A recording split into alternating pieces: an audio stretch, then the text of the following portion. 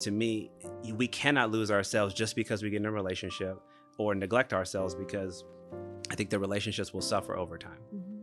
I feel like, to add to that, that we have always practiced that even though we're in this home, we have children, we have a lot of friends, we have family, but in this home, our marriage, our relationship, our partnership is the most important relationship in the household. That we nurture that and relationship. It does need to be nurtured, and it does need to be fed, and it needs to be worked on. Yes, ma'am. At all times, and taking time for just the relationship is really important. To take a break from children. The children and all the household duties and all the work, and get yourself a babysitter and get out and have good quiet time for the couple.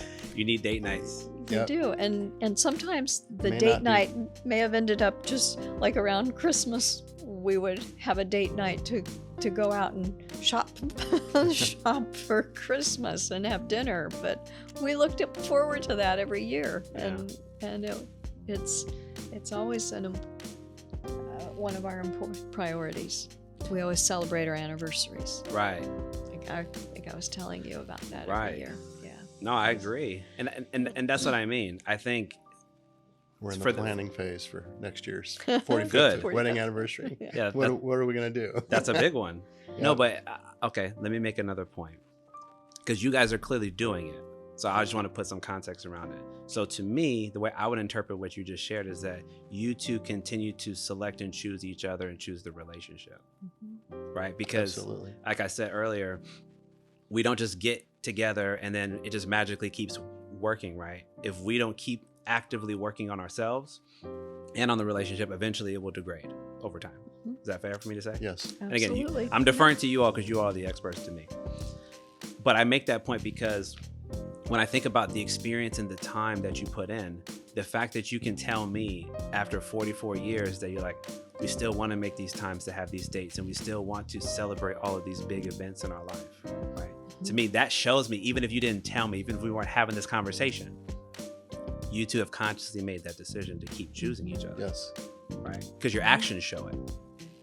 You follow what I mean? Right. Oh, yes. Yes. I think we lose sight of that. I think sometimes, and again, people who have been in relationships way less than you two feel like your partner should just get it. It should be easy. I shouldn't have to keep working at it. I know you enough. You know me enough. Why do I need to tell you these things? Why do I need to acknowledge how you feel, validate how you feel, make you feel special sometimes? Yeah, telling your spouse that you love them every day. You don't feel like you have to do it. It's right. I want to do it. I want to snuggle up and First thing in the morning is a hug. Right. Yeah. It's like absolutely.